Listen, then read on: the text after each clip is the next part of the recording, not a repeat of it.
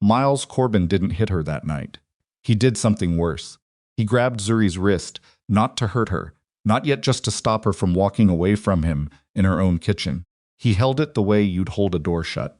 Casual. Certain. Like she was a thing that belonged to him, and he was simply reminding her of that fact. And then he looked at her, no rage, no apology, just that empty, patient stare that said, "You don't leave. You don't get to leave." Zuri felt the bruise forming before he even let go. If that were you standing in your own kitchen, held in place by someone who was supposed to love you, what would you do? Who would you call? She called the last man anyone would expect. And he answered on the second ring. If this story already has your heart pounding, you're in the right place. Subscribe to this channel and follow Zuri's story all the way to the end, because what happens next will stay with you. Hit the like button and drop a comment telling me what city or country you're watching from. I want to see how far this story travels. Now let's begin. The rain had been falling on Seattle for 6 straight days. Not the dramatic kind of rain that makes for good movie scenes, crashing thunder, lightning across the water. This was the Seattle kind. Quiet, relentless, and cold enough to sink into your bones if you stood still too long. A sound. The kind of rain that makes everything feel like it's slowly dissolving, including your reasons for staying somewhere you shouldn't. Zuri Ellington had been staying somewhere she shouldn't for nearly 3 years. She was 27 years old, and she had a good job, a sharp mind, and a way of reading a room that her mother called a gift and her college roommate called a survival mechanism. She had plans once graduate school maybe, or a move to New York to work in arts administration. She had a best friend named Candace, who used to call her every Sunday and drag her to bad action movies just so they could argue about them afterward. She used to have a lot of things. Now she had Miles. She had met him at 24, fresh into a new city, working a junior admin role at a mid-sized logistics firm, and telling herself that her real life would start soon, just around the corner, just after she found her footing. Miles had been her footing. He was older by 6 years, confident in the way certain men are confident, not because they've earned it, but because no one has ever seriously challenged them. He had an easy laugh and an easy life, and he made Zuri feel, for the first time in that city, like she belonged somewhere. She should have paid more attention to the laugh. The way it disappeared when she said something he didn't like. The way it came back exactly when he needed something from her. But Zuri had been lonely and hopeful and 24, and she had made the mistake that lonely, hopeful people have always made. She confused being wanted with being loved. The controlling started small. It always small. Comment about a friend he didn't like. A suggestion that she dressed differently when she was going out without him. Small adjustments, each reasonable on its own, each building on the last, until the version of herself she had arrived in Seattle with had been quietly disassembled and replaced with a version that asked permission before making plans on a Friday night. She had not noticed it happening. That was the part that still made her feel sick. When she thought about it, not the controlling itself, but the fact that she hadn't seen it until she was already in the middle of it with no clear sight line back to the door. By the time she got the job at Hayden Pacific Holdings 8 months ago, she had been dating Miles for 2 years. She had not talked to Kansas in 7 months. She had not been back to North Carolina to see her mother in almost a year. Miles had a way of making those trips difficult, not refusing them outright. Never that clearly. Just making the week before her departure so miserable that Zuri often canceled on her own just to survive the house. She had convinced herself that she was managing, that she was handling it, that it wasn't that bad. Then Miles had thrown her phone against the counter 3 weeks ago because she had laughed at a text from a coworker he didn't know. The phone screen had cracked down the middle. Zuri had stood there staring at it on the floor while he walked out of the kitchen like nothing had happened, and she had thought, "He didn't touch me. He didn't touch me, so it doesn't count." She had picked up the phone with shaking hands and told herself it didn't count. Tonight it counted. The argument had started over nothing real. It never started over anything real. That was something Zuri had learned too slowly. The set it had started over, her coming home 40 minutes later than usual, because there had been a scheduling issue at the office that required her to stay. Sneeze. Miles had been in the kitchen when she walked in, and the way he had looked at her from across the room told her everything she needed to know about how the evening was going to go. She had tried to explain. She had tried to keep her voice even and her sentences short, which was what she did now when she could feel an argument building, because shorter sentences gave him less material to work with. It hadn't mattered. He had moved toward her, not charging, not threatening, just walking, the way he always did, closing the space between them until she was backed against the counter, and he was close enough that she could see the muscle working in his jaw. He talked quietly when he was angry. That was one of the things that had taken her longest to recognize as danger. People think danger is loud. Miles was never loud. He had the voice of someone who had already decided how everything was going to end. She had tried to step sideways. He had grabbed her wrist. Not hard, that was the thing. Not hard enough to be undeniable. Just enough. Just enough to say, you don't go anywhere. I haven't decided you can go. Zuri had looked down at his hand on her wrist.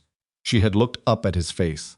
And the thing she had been not seeing for 3 years had suddenly been impossible to not see. He wasn't angry. He wasn't even passionate. He was bored. He was bored and entitled and completely unafraid of her because he had spent 3 years making sure she didn't have any power left that could threaten him. He held her wrist the way you hold a TV remote when someone else is reaching for it. Automatic, absent, already certain of the outcome. Something went very quiet inside Zuri. Not fear, she had been living with fear for so long that it had become background noise. This was different. This was the sudden disappearance of something she hadn't even known she was still carrying. Hope that she was wrong about what this was. She wasn't wrong. He let go of her wrist. He always let go. That was part of it, the plausible deniability, and said something about dinner. Turning toward the refrigerator like the previous 30 seconds hadn't happened. Zuri looked at her own wrist. 4 fingerprints were beginning to surface on her forearm. Not severe, deniable, just like everything else about Miles. But there, she walked out of the kitchen. She went to the bathroom and sat on the floor. She didn't know why the floor. Just that it felt too difficult to stand, and she pulled out her phone, the one with the cracked screen, and she opened her contacts. She scrolled past numbers she no longer called. She stopped on names that used to belong to her life, and now belonged to the version of her life she had been slowly talked out of. Candace, her cousin Dija, her friend from college, Marcus, who had stopped reaching out and after made 2 dinners with him, uncomfortable enough that Zuri had stopped arranging them. She thought about calling her mother. She couldn't. She had been lying to her mother for 8 months about how things were. She had done it to protect her mother from worrying and to protect herself from hearing in her mother's voice the confirmation of everything she already knew. If she called her mother right now, she would have to explain all of it, and she couldn't hold that much truth in her hands tonight. She kept scrolling. She passed a name and then stopped. Went back. Han Seok-jin. She sat with his name on her screen for a long moment. Even the idea of calling him felt absurd enough to be almost funny. If anything about tonight had been close to funny, Han Seok-jin was her employer.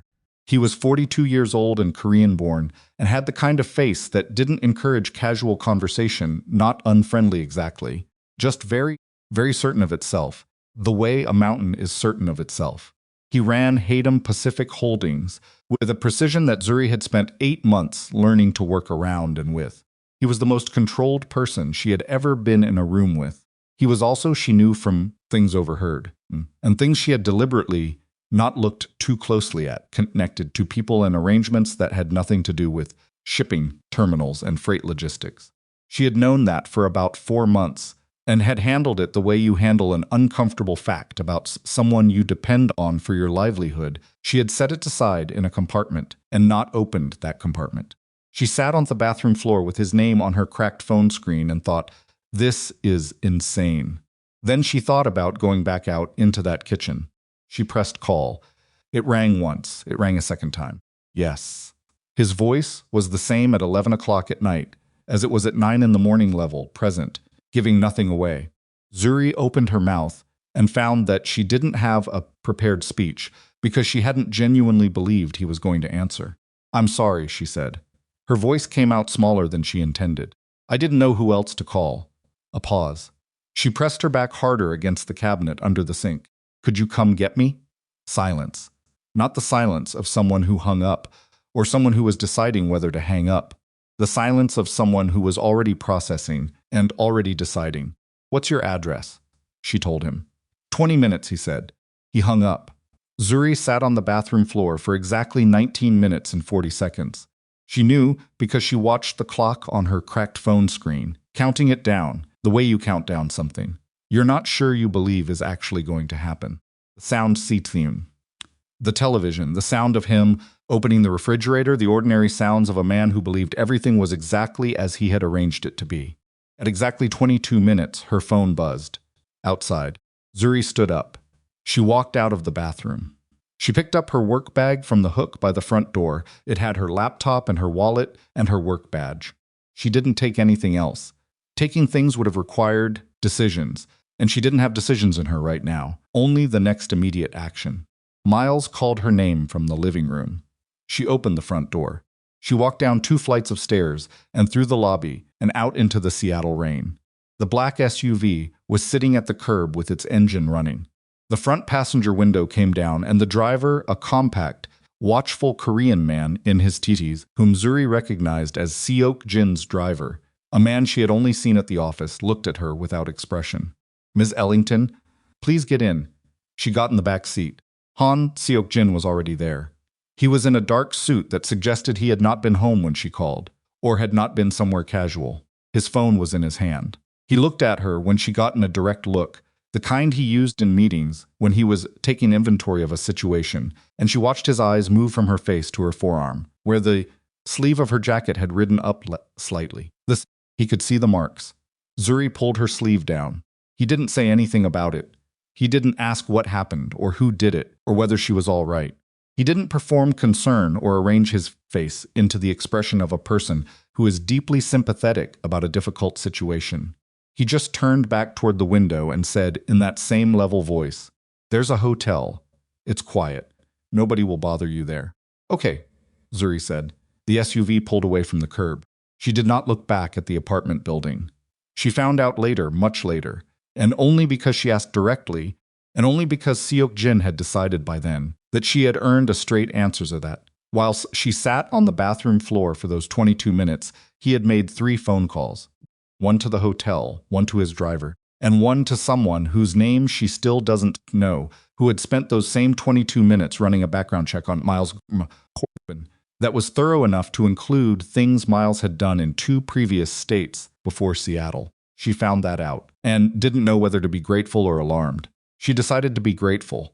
That was a choice she would have to make again, and more consciously, many times in the months that followed.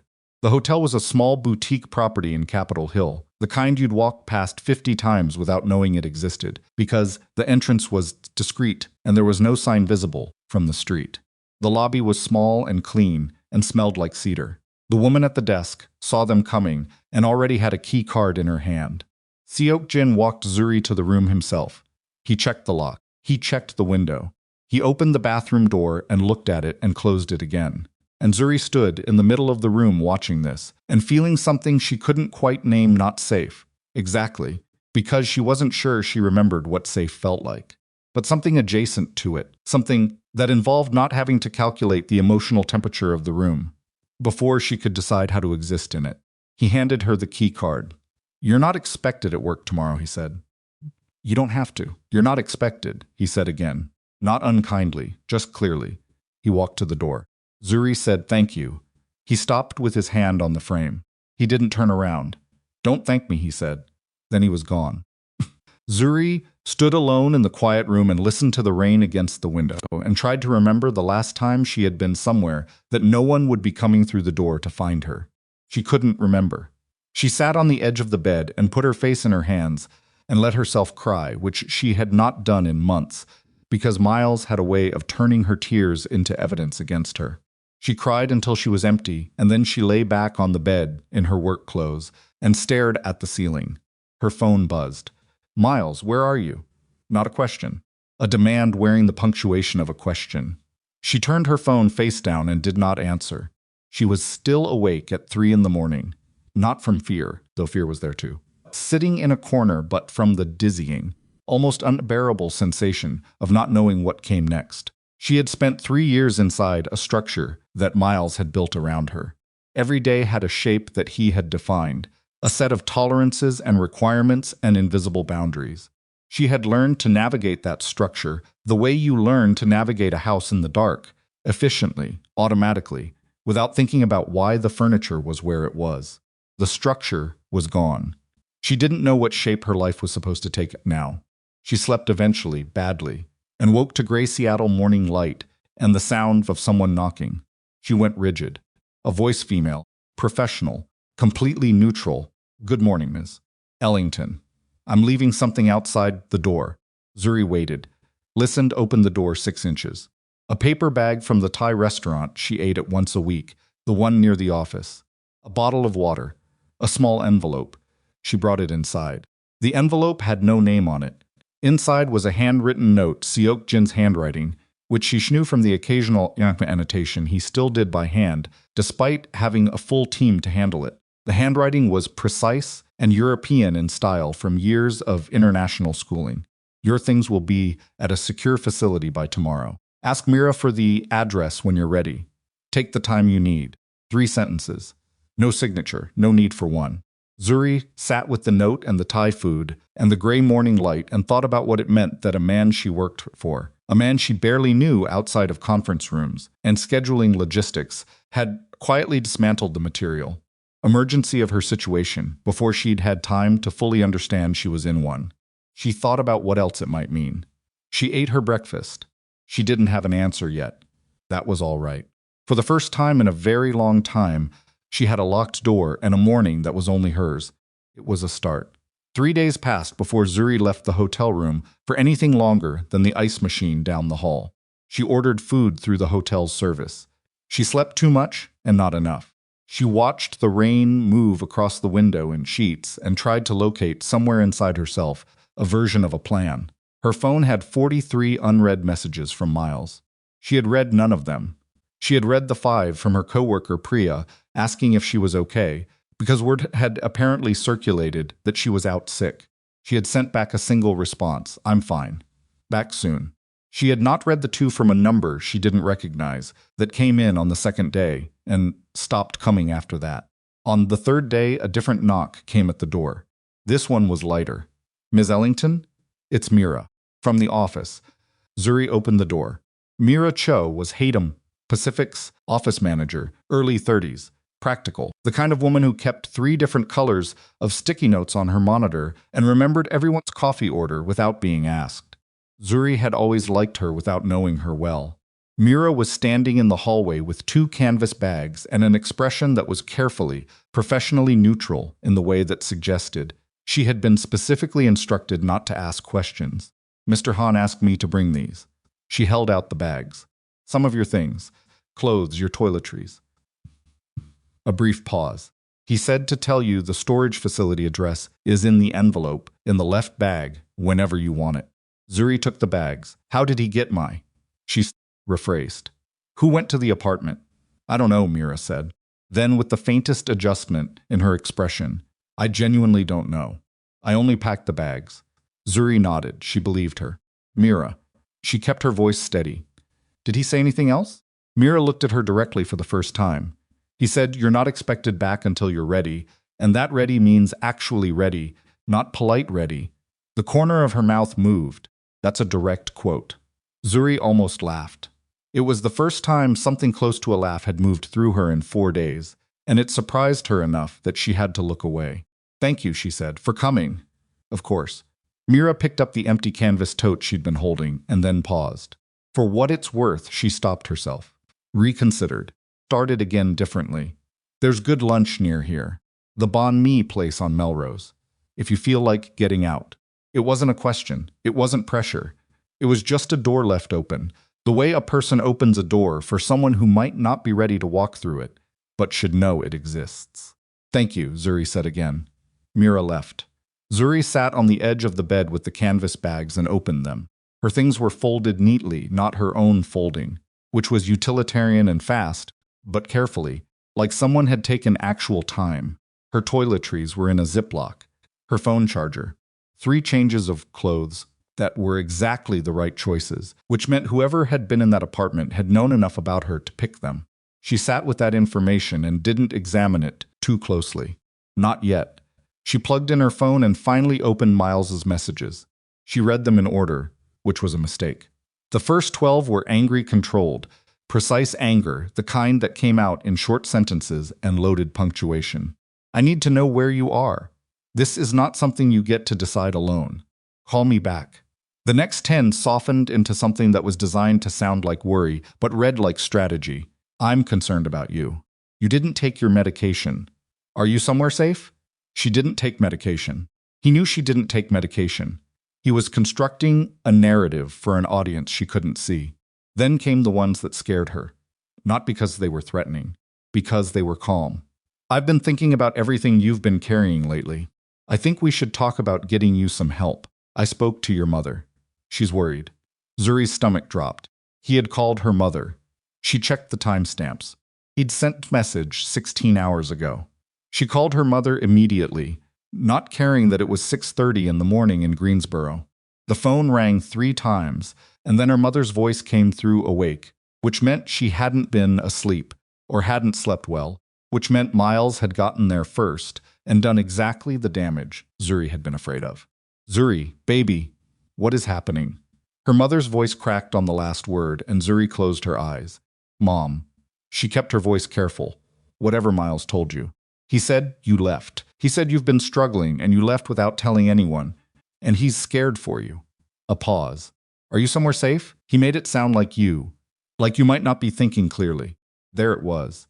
The architecture of it was almost elegant in a horrible way. He had called her mother before she could, had framed her leaving as a symptom of instability rather than a response to him, and had positioned himself as the worried party.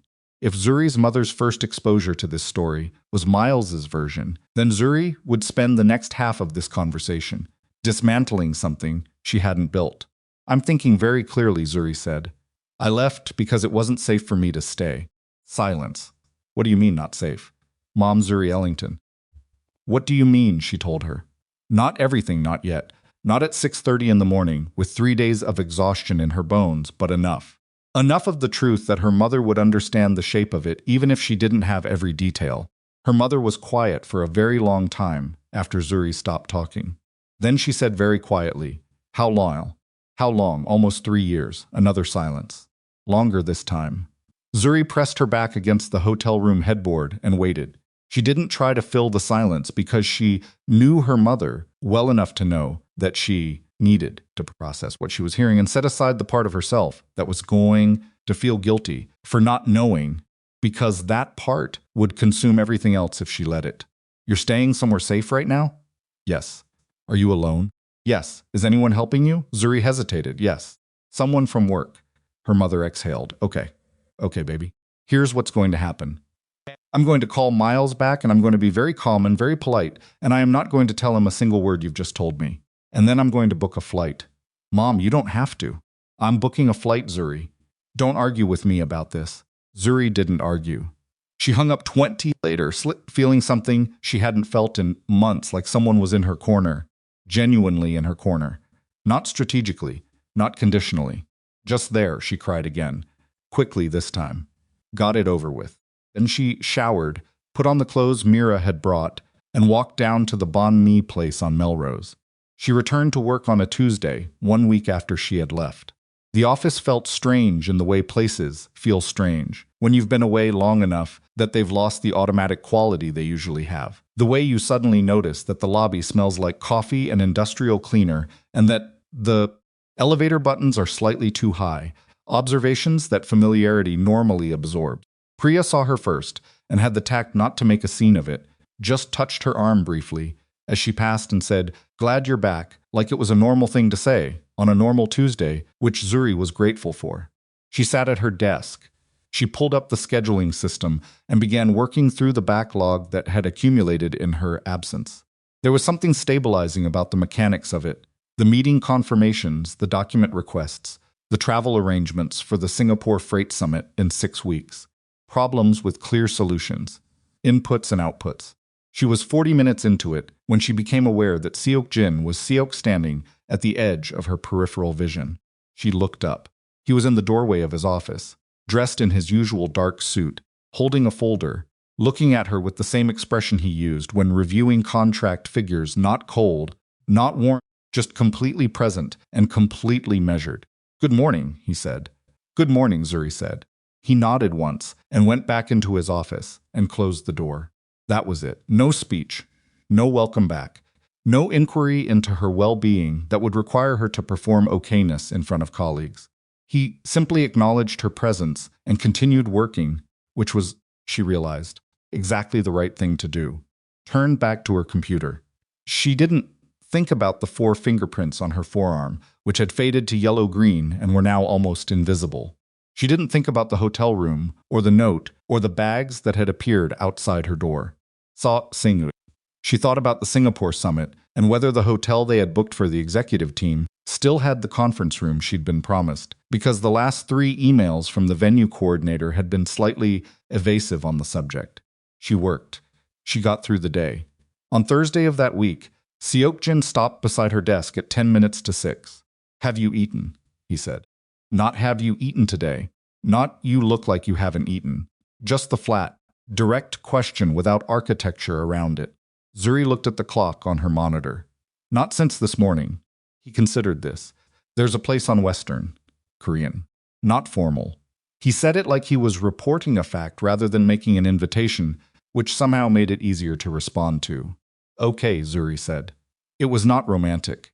She needed to understand that clearly, looking back, because the way some things develop can rewrite the quality of the moments that came before them, and she didn't want to do that. It was 2 people sitting across from each other in a corner booth in a quiet restaurant, eating bibimbap and soft tofu jjigae, and the conversation was normal in the ordinary way of 2 people who have worked together and are learning, very slowly, whether they are capable of being in a room without an agenda. He asked about her food preferences. She had dietary things. She didn't eat shellfish. She preferred her food less sweet than most American places made it. He listened, with the same focused attention he gave to everything, the kind of listening that made you feel like your words were landing somewhere, rather than dissolving. She asked about the Singapore summit, which was safe professional ground. He talked about it. Then, without much transition, "My sister lives there. In Singapore." "You have a sister?" "Older. She runs a textile import business. She's considerably more competent than I am at most things." He said it without irony, which meant he believed it, which surprised her. "Do you see her often?" "Not as often as I should." He picked up his chopsticks and then set them down again. "Our mother is not well. My sister carries most of that." Zuri thought about calling her own mother at 6:30 in the morning. She thought about 3 years of distance. She had allowed miles to build between them. "I have some ground to make up with my own mother," she said. "I let some things slide." Seok-jin looked at her. "That happens," he said, "when you're surviving something." She didn't respond to that directly. She filed it. They walked back to the office to retrieve their separate cars, and at the garage entrance he paused. "Next Tuesday," he said. Not an invitation this time either.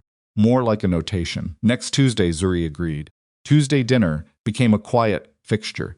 Over 4 weeks, she learned things about Seok-jin that surprised her, not because they were dramatic, but because they were specific. He'd grown up in Busan near the water and claimed he still couldn't sleep properly without the sound of rain, which explained something about Seattle she hadn't expected him to be sentimental about. He was meticulous about punctuality to an almost anxious degree, which had roots she didn't yet know. He had learned to cook late, didn't start until he was in his 30s, and took it seriously the way he took everything seriously, including a very strong opinion about the correct ratio of sesame to garlic in a marinade. He was not charming. He was not trying to be charming. That was possibly what she found most disarming about him. Miles had been charming. Miles had known exactly how to fill a silence with warmth, how to smile at exactly the right moment, how to make a room feel like he was giving you a gift by choosing to be in it. Seok-jin didn't perform any of that.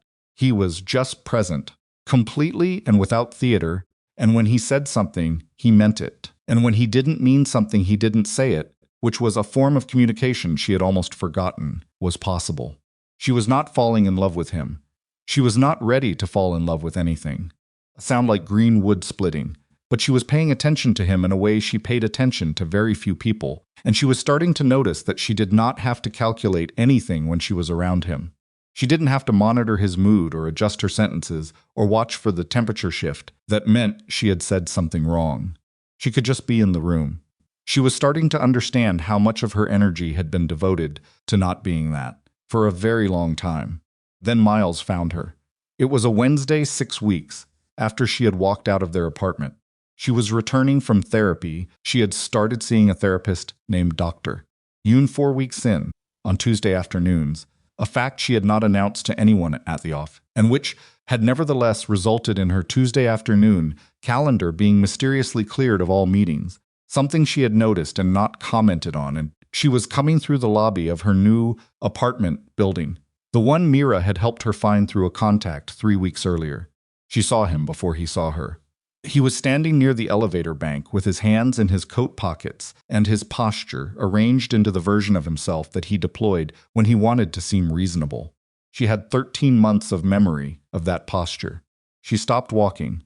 He saw her stop and turned fully toward her. Hey, his voice was soft, careful, calibrated. I just need 5 minutes. Zuri's body did something before her mind caught up with it. Her heart rate spiked and her hands tightened on her bag strap and her feet planted, none of which she had consciously decided. Her nervous system had filed him under a category that her rational mind had not yet formally processed, and it responded accordingly. No, she said. I'm not here to cause problems. He moved toward her, not fast, not aggressive, just closing the space the way he always closed space, incrementally, until the distance felt like her problem to justify rather than his choice to eliminate. Miles, don't. Her voice came out steadier than she expected. You left without giving me a chance to. I said no. He reached out and took her arm. Not the wrist this time. Higher up the elbow, a grip that would look, to anyone watching, like a man steadying a woman he was worried about. He had been doing things like that for 3 years, making control look like care. Zuri's voice went up. Let go of me. Not a whisper, not contained. 2 people near the mailboxes turned. A man coming through the front door slowed. Miles released her immediately, stepped back and rearranged his face into something and bewildered, performing for the small audience that had assembled. I'm just trying to talk to you. There's nothing to talk about. Zuri held herself very still. Her arm hurt where he'd grabbed her, and she didn't look at it. You need to leave. Zuri, leave. He looked at the people watching, looked back at her, smiled faintly, the smile that said you're being dramatic, the smile she had spent 3 years trying to not provoke. Then he walked out of the building. Zuri stood in the lobby for 30 seconds after the door closed behind him. Her legs were not entirely steady. She went upstairs. She sat on her own couch, in her own apartment, her name on the lease, her choice of furniture, her coffee maker, and she pulled up her messages and typed to Seok-jin before she'd had time to decide if she should. Miles found me. He grabbed me again. I just thought you should know. She set the phone down. She got a glass of water, stood at the window, watched the street below for a long, tight moment. Her phone buzzed. Lock your door, I'll handle it. She locked her door. She did not ask what handle it meant. She told herself that was because she was exhausted, and tonight she didn't have the capacity for that particular thread. She told herself that very firmly. But the honest part of her, the part that Dr. Yoon was slowly and methodically reintroducing her to, knew that she didn't ask, because she was not completely certain she would dislike the answer. Miles did not come back. Not that night. Not the following week. Not ever to that building or to any place Zuri was. She didn't ask how. She told Dr. Yoon about this in their next session, not the handle it specifically, but the larger shape of it, that she was accepting help from someone whose methods she didn't fully understand, and that she wasn't sure if that was pragmatism or just a different kind of dependency wearing a safer face. Dr. Yoon didn't answer that directly. She asked Zuri what the difference felt like, internally, whether the help felt like a door being opened or a door being locked. Zuri thought about it for 3 days. She couldn't find an easy answer, which Dr. Yoon had probably expected. What she could find was this. Every time Miles had helped her, she had felt smaller afterward. The help had been designed to create obligation, to demonstrate that she needed him and couldn't manage without him. She had felt the weight of it increasing even as she thanked him for it. When Seok-jin left her in that hotel room, when he said, "Take the time you need," and then actually meant it, actually did not contact her or demand gratitude or require that she perform recovery on his schedule, she had felt the opposite of smaller. She had felt, for the first time in years, like a person who occupied their own space. That was the difference. She thought that was the difference. But there was something else she was becoming aware of, something she had been moving toward for weeks without acknowledging it. Something that shifted the geometry of the situation in a way she wasn't ready for. She had looked at the file. She hadn't meant to. She had been pulling together the background documents for the Singapore Summit participant bios, company structures, regulatory notes, and she had pulled a document from a shared drive folder she didn't normally access, and the document had been flagged with a Hedom Pacific internal code she hadn't seen before. And she had read the first paragraph before her brain had caught up with her eyes. The document was a shipping route assessment. On the surface. Below the surface, it was a logistics record for cargo movements that did not correspond to any freight client Zuri had ever processed. The port codes were real. The dates were recent. The volume numbers were significant.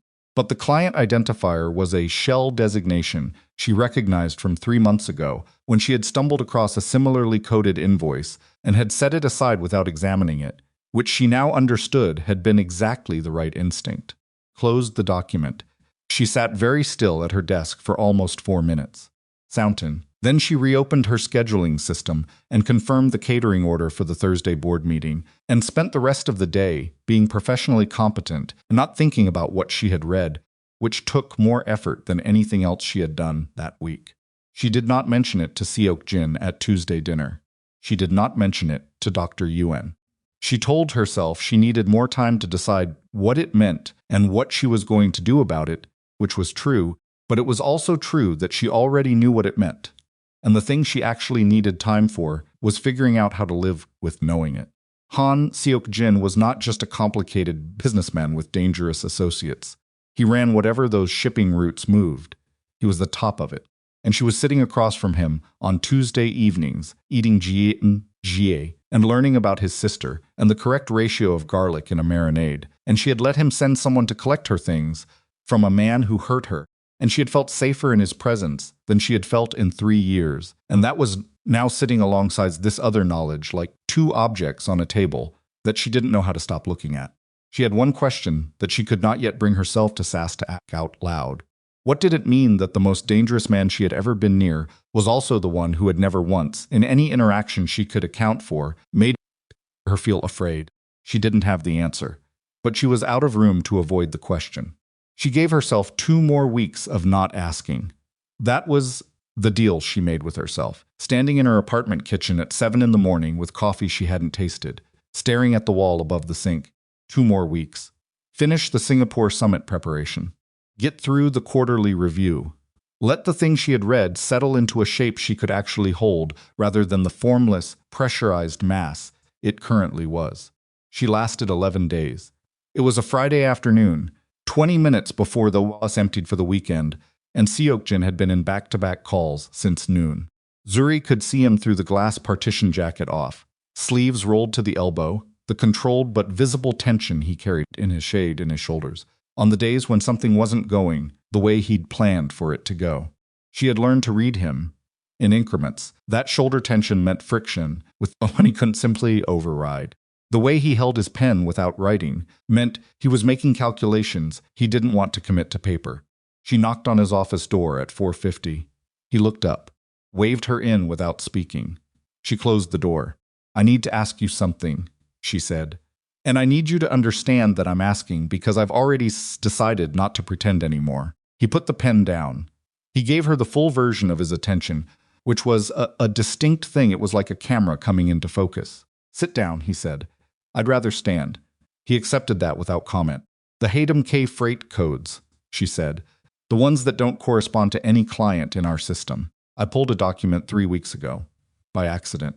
She paused. "I don't think the cargo is freight." The silence that followed was about 5 seconds long. 5 seconds doesn't sound like much. When you are standing in a closed office across from a man whose actual nature you are in the process of confronting out loud for the first time, 5 seconds is substantial. Seok-jin looked at her for the duration of it. His face didn't change. That was the thing she would think about later. It didn't harden or close or go careful the way faces go when someone is deciding how much to lie. It just stayed the same. Present measured. "No," he said. It isn't freight, Zuri breathed. Is anyone being hurt? She said. By whatever it actually is. Something moved in his expression. Not guilt, exactly. Something more complicated than guilt and less simple than denial. It's not that kind of operation. That's not an answer. No, he said. Nobody is being hurt. She studied him. She had been in the room with him through dozens of difficult conversations, contract disputes, regulatory challenges, the internal investigation last year that had cost 2 department heads their positions. She had watched him navigate all of it, and she had learned the quality of his honesty. He was not a man who performed transparency. When he said something, it was because he had decided to say it, and when he didn't say something, it was because he had decided not to. And both were deliberate. He was not lying. She couldn't swear to the specifics, but she believed the shape of what he'd said. Okay, she said. He looked at her carefully. That's all? No. She picked up her bag from the chair. But it's all for today. She walked out. She did not go directly home. She walked to the waterfront and stood at the railing above Puget Sound and let the wind come off the water and thought about the fact that she had just had that conversation and was still standing and had not, in the course of it, felt afraid. She had felt many things. Afraid wasn't one of them. That told her something. She wasn't certain. She liked what it told her. The Singapore summit happened 10 days later and went without incident, which in Hatem Pacific terms meant that Zuri had anticipated every logistical failure before it occurred, and the executive team believed the whole things had simply run smoothly. She was good at her job in a way that had become its own form of identity reconstruction. Each successfully managed crisis, a small data point against the version of herself Miles had been building, the version that needed supervision and guidance and couldn't be trusted with her own decisions. At the summit dinner on the second night, Seok-jin's sister appeared.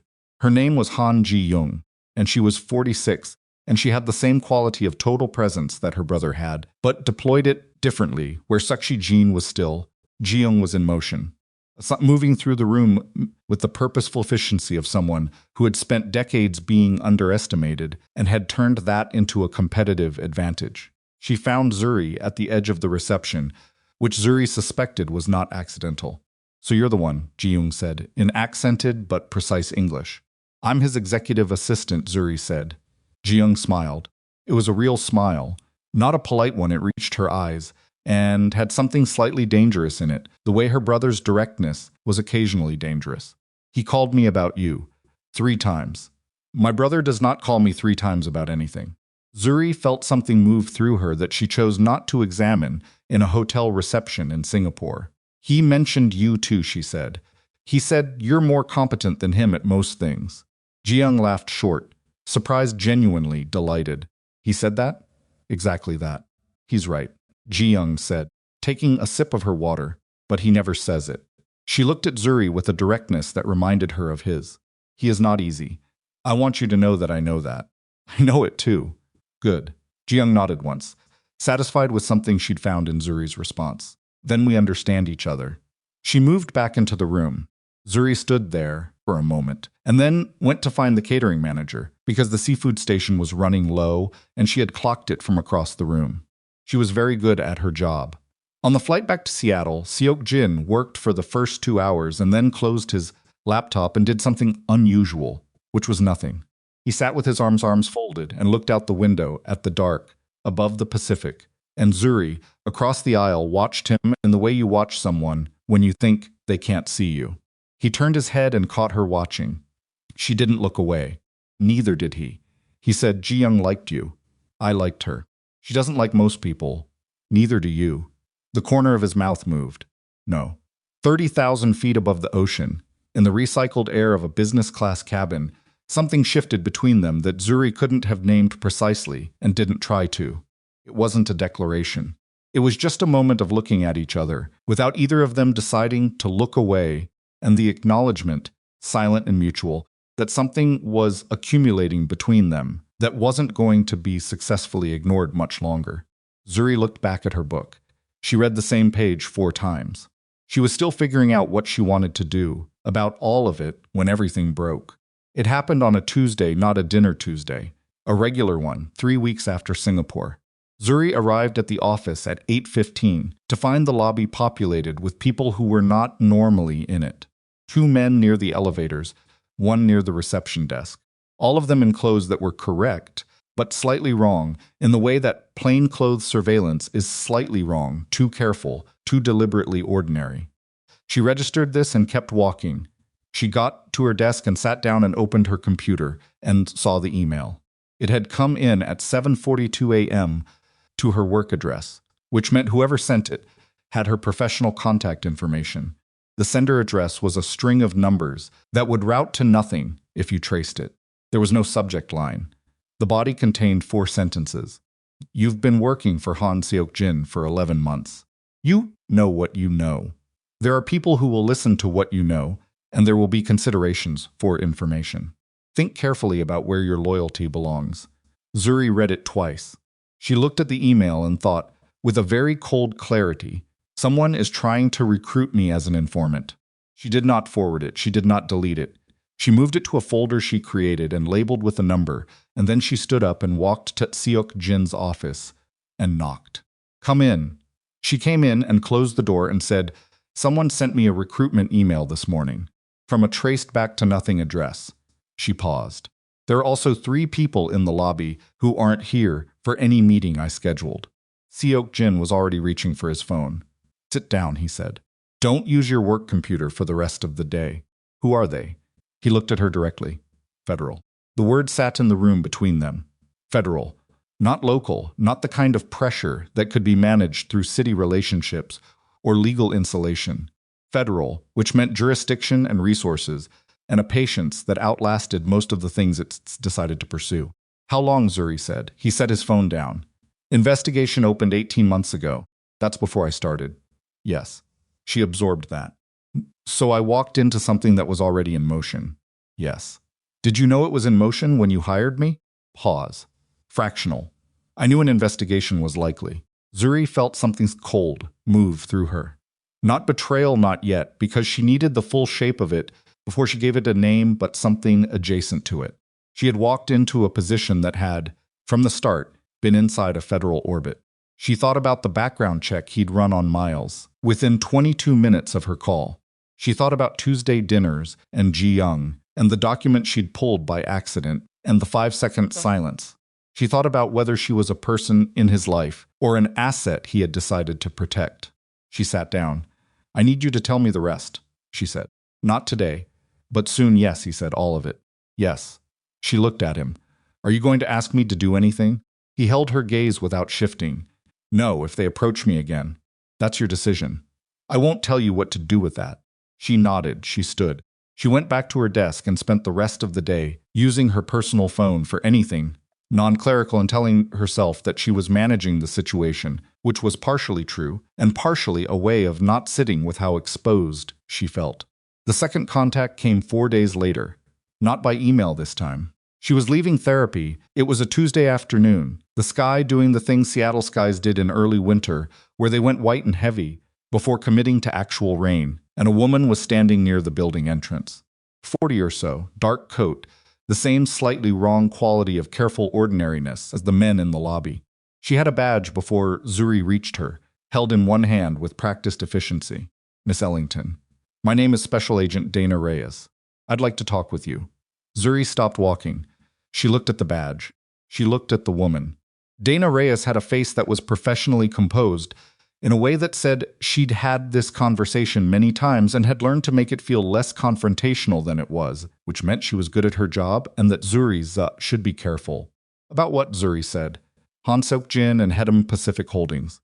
I'm his executive assistant, we know. A brief pause. We also know that you've been at Hedem Pacific for 11 months and that your access is not limited to executive scheduling. She said it without accusation. Informational. We're not here to cause problems for you, Ms. Ellington. We're here because we think you may have information that would be useful, and we want you to understand that cooperation is in your interest. Zuri stood in the cold white Seattle afternoon and thought about 11 months of Tuesday dinners. She thought about a hotel room in Capitol Hill and a note in handwriting she recognized. She thought about a locked door and a question she hadn't asked because she wasn't sure she'd dislike the answer. She thought about what Dr. Yoon had been teaching her, slowly, about the difference between loyalty born of gratitude and loyalty born of clear-eyed choice. "I'd like to speak with a lawyer," she said. Reyes's expression shifted. Not disappointed, more like recalibrating. "Of course, that's your right. I'll have my attorney contact you. I'll give you my card." She took the card. She walked to her car. She sat in the driver's seat, with the card in her hand, and Dana Reyes's card in the other, and her body doing something loud and insistent that she was telling it to be quieter about. She called the attorney that evening. Sound like Greenwood splitting. A woman named Patricia Cole, who had been recommended by her mother 2 months ago for the civil protective matter with Miles, and who had turned out to be exactly the kind of person you wanted in your corner, pragmatic, unshockable, and deeply unimpressed by complexity. Zuri told her everything. Patricia listened without interrupting, which was one of her better qualities.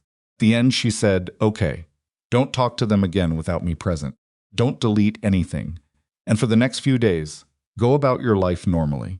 "Normally," Zuri repeated, "as close to it as you can manage." She managed it. She managed it through Wednesday and Thursday. She managed it through the Friday morning meeting, and she managed it through the Friday morning meeting, the Q4 freight reports, and she sat in her usual position at the corner of the table and took notes and processed information and was professionally competent, which was the thing she had learned to use as ballast when everything else was pitching. Then Friday afternoon came, and it stopped being manageable. She was at her desk when she heard voices in the corridor. Not the usual register of office conversation, something tighter, more angular. She looked up. 2 men in the corridor outside Seok-jin's office. Not the federal agents from the lobby, different ones. But with the same posture. The door to his office was open, and she could see Seok-jin standing at his desk. And one of the men was talking, and the other was standing near the door with an expression that managed to be official and satisfied at the same time. Mira appeared at Zuri's shoulder. "They have documents," Mira said. Her voice was careful and very quiet. Seok-jin called the legal team. "They'll be here in 20 minutes. "What documents?" "I don't know." A pause, Zuri. "There are more of them downstairs. Security just called up. They're in the building." Zuri looked at Seok-jin through the glass. He was looking at the man who was talking, and his face was doing the thing it did, present, measured, giving nothing away. But his hands were at his sides and not moving, and she knew him well enough now to know that stillness in his hands, when his face was controlled, meant the calculation happening behind it was significant. He looked up, through the glass, directly at her. His face didn't change, but something in his eyes said, "I'm sorry." Not an apology for what was happening. Something older and more considered than that. Zuri looked back at him for a long moment. Then she picked up her personal phone and called Patricia Cole. "It's happening," she said when Patricia answered. "Right now. At the office." "I'm on my way," Patricia said. "Don't say anything to anyone." Zuri looked back through the glass. Seok-jin had turned back to the men. She watched him stand, answer their questions with the level voice she knew from contracts and negotiations and one Tuesday dinner when he had told her, without looking for sympathy, that the choices that had brought him here had been his, and no one else's. She had thought about that sentence many times. The choices that had brought him here had been his. Here was now here. And she was standing outside the glass, watching it arrive. And she was not afraid for herself, which surprised her, and she was not certain about anything she had been uncertain about for months, which did not surprise her at all. Patricia arrived in 18 minutes. The legal team arrived in 22. By then, the documents had been presented and logged, and Seok-jin had been informed of the nature of the federal action and had not been handcuffed, which meant the documents were subpoenas and not an arrest warrant, which was information Patricia absorbed and acted on immediately. Zuri stood in the corridor outside his office for a long time after the federal agents left. He came to the door eventually. He looked at her. She looked at him. "You should go home," he said. "I know. This is going to get complicated." "I know that too." He stood in the doorway of his office looking at her with an expression she had never seen on him before, not helpless, because that wasn't in his range, but stripped for something. The professional architecture he usually operated behind was still there but thinner, like a window with too much weather on it. "Zuri, don't apologize again," she said. He stopped, picked up her bag. She looked at him one more time, directly, the way he had always looked at her. "I'll see you Monday," she said. She walked to the elevator. She pressed the button. She held herself together in the way she had learned through 3 years of practice, with a different kind of pressure, not by suppressing what she felt, but by deciding where she was going to put it, and when, and as on whose terms. The elevator came. She got in. The doors closed. Splitting. In the mirrored surface, she could see the version of herself that had sat on a bathroom floor 9 months ago, with a cracked phone and nowhere to go, and she could see the version of herself that was standing here now, and she was trying to figure out if the woman she was becoming was moving toward something or away from something, and whether those were even different directions. She didn't have the answer. What she had was Monday and Patricia Cole, and a choice that was becoming less avoidable with every floor the elevator descended. The lobby came. She walked through it. The rain outside was the same rain it always was in Seattle, relentless, patient, dissolving the edges of things. She walked into it. The weekend was 48 hours of controlled stillness that felt nothing like stillness. Zuri sat at her kitchen table on Saturday morning with Patricia Cole on speakerphone and a legal pad in front of her, and went through everything she knew, in order, carefully, the way you inventory a room after a flood, not to process the feeling of it, but to establish what is actually there. Trisha listened and took her own notes since on the other end, and occasionally asked a question that was precise enough to tell Zuri she had already been doing research since Friday evening. "You've been subpoenaed," Patricia said. "Not yet, but you will be. I know. When they come to you, and they will come to you. The question is what you can provide that is truthful, legally protected, and doesn't expose you to liability for anything you may have facilitated unknowingly." "I didn't facilitate anything." "I know that. We need to make sure they know that." A pause. "You also need to decide something bigger, Zuri. And I want you to hear this clearly. You are not obligated to protect him. You are not obligated to damage him. You are obligated to tell the truth and protect yourself. Everything else is a choice." Zuri looked at the legal pad. She had written one word on it at the top and then stopped. "The word was Monday. I understand," she said. "Good. I'll be at the office Monday morning. We should meet with their legal team together before anything else happens." She hung up and sat with the legal pad and thought about what Patricia had said. You are not obligated to protect him. She knew that was true.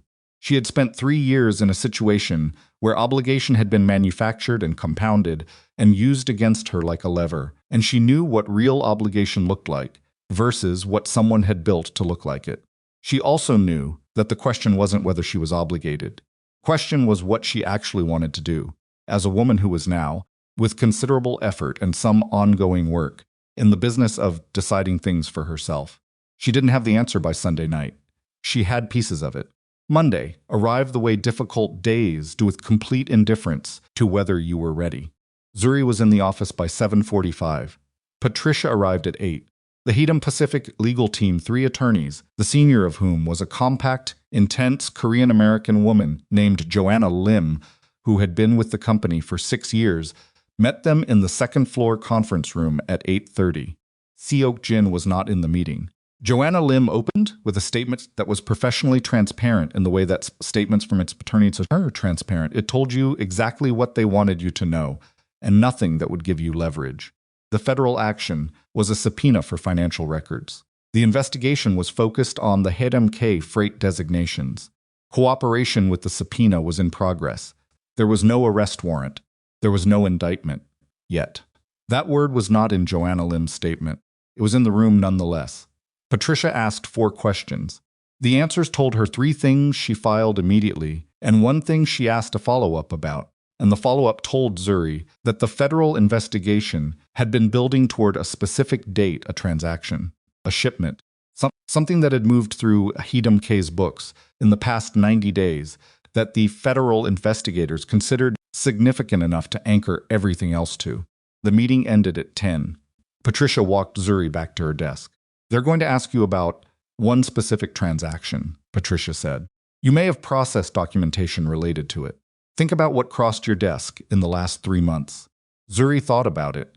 She thought about the document she had pulled by accident, the one with the port codes, and the volume numbers that didn't match any known freight client. She thought about the date on that document and what had moved through her calendar and her correspondence around it. She thought about the approval routing. Standard procedure at Hayden Pacific for inter-office transfers over a certain threshold was a secondary confirmation from the executive assistant's account, not a signature, just a logged acknowledgement. She had processed dozens of them without reading the underlying documentation because that had never been her function and because she had trusted the architecture she was working inside. She thought about what that trust had meant in practice. "I may have a routing acknowledgement," she said quietly. Patricia was very still for a moment. "Do you have access to those records?" "Yes." "Don't pull them yet. Let me talk to their legal team first." A pause. "Zuri, this is going to be okay." Zuri nodded. She sat at her desk and opened her scheduling system and looked at the week ahead and thought, there are 50 things on this calendar that need to happen regardless of what is happening in the federal investigation of the man whose calendar it is. The Singapore freight follow-up, the board review prep, the quarterly financial summary she had been collating for 3 weeks. She worked. She was 40 minutes into the quarterly summary when Seok-jin arrived. He came through the main entrance at 10:52, which was late for him. He was typically in by 8. He looked the same as he always looked, which cost him something, she suspected. He wore the same controlled surface over whatever the weekend had done to him. Dark suit, the slight tension in his shoulders that she had learned to read. His eyes moved to her immediately when he came through the door, the way they always did when he entered the room she was in, which she had noticed months ago and had never formally acknowledged to herself. He came to her desk. He didn't say anything immediately. He looked at her in the way that was taking inventory rather than performing conversation. "Patricia Cole is here," Zuri said. "I know. Joanna called me." A pause. "How are you?" "Working." Something moved briefly in his expression. "I need to tell you something, okay?" "Not here." He glanced around the office, not paranoid, just precise. "Tonight dinner, if you're willing." She looked at him. "Is it going to change anything I've already decided?" "I don't know what you've decided, neither do I yet," she said. "But I'm working on it." He accepted that tonight.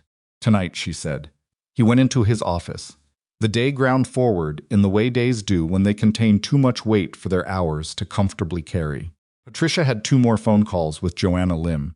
Zuri was asked to produce a limited set of calendar records from the previous 90 days, which she did with Patricia present, which was the correct procedure and which she had insisted on. 2:30, everything accelerated. The acceleration came in the form of a man named David Kwan. Zuri knew David Kwan. She had known him for 11 months as Seok-jin's operations director, the number 2 in practical terms at Hayden Pacific, the man who managed the infrastructure between the executive decisions and the people who implemented them. He was 44, Korean American, sharp in the specific way of people who have learned to make themselves indispensable and who deploy that indispensability with awareness of its value. He was good at his job. She had always found him professional and faintly watchful, and slightly too interested in her proximity to Seok-jin in ways she hadn't been able to articulate. She understood it now. David Kwan walked into the building at 2:31 with Special Agent Dana Reyes and another federal agent whose name Zuri didn't know. He was not in handcuffs. He was not under arrest. He was walking beside them with the particular quality of someone who had made a decision and was now living inside that decision, and the decision had given him a certain kind of relief that was visible in the way he carried himself. He had made a deal. Zuri understood this immediately, with a clarity that didn't require explanation, because she had spent 3 years learning to read the room she was in, and she had gotten very good at it. David Kwan had made a deal, and he was here to deliver something in exchange for whatever they had offered him, and the something he was here to deliver had to do with Seok-jin. Zuri stood up. She walked to Seok-jin's office door and knocked once and opened it without waiting. He looked up from his desk. "David Kwan just walked in with federal agents," she said. "He's not in custody, he's with them." 1 second. 2. The change in Seok-jin's face was not dramatic. It was the opposite of dramatic. It was a very small compression, something behind his eyes that went tight and then deliberately released. His jaw didn't clench. He didn't stand up suddenly or knock anything over. He sat very still for 3 seconds, and then he reached for his phone. "Get Joanna," he said. His voice was exactly the same register as always. Now she got Joanna. What followed was 40 minutes that Zuri would spend months trying to organize into a coherent sequence and never quite manage. because the events moved in the kind of compressed, overlapping way that real crises do, rather than the orderly succession that narratives require. Joanna arrived in Seok-jin's office. Two of the other attorneys joined her. Patricia appeared at Zuri's desk, and said very quietly that Zuri should gather her personal belongings and come with her to the conference room, which Zuri did. Through the glass walls, she could see the federal agents in the corridor. She could see David Kwan, who was now sitting in one of the smaller meeting rooms off the main floor. He had his hands folded on the table in front of him, and he was looking at the surface of the table and not at anything else. Then she saw the second thing. Miles Corbin. He was standing near the reception desk, not in handcuffs, not with federal agents.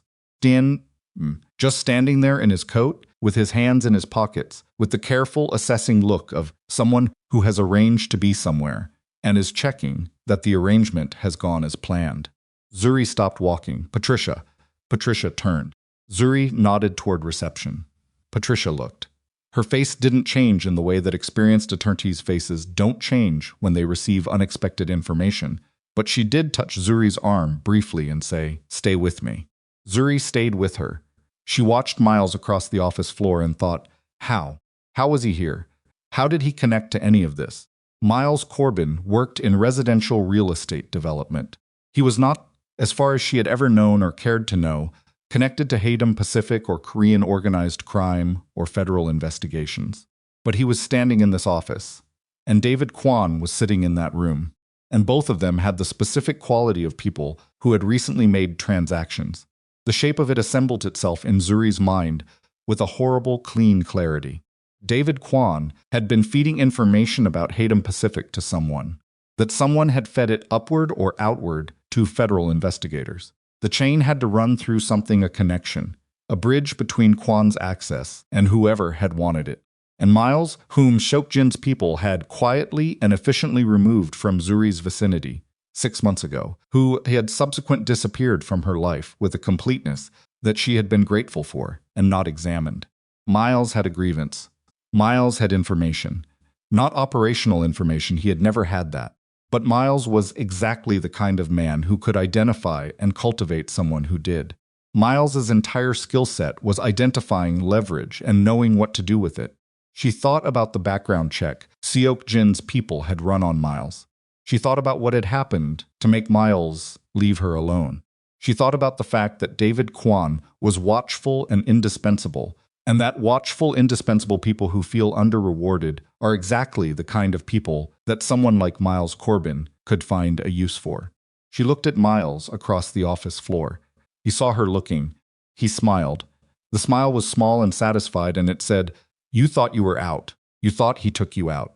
You didn't understand that you were never out. You just moved from my house to his, and you called it freedom." Zuri felt the smile hit her.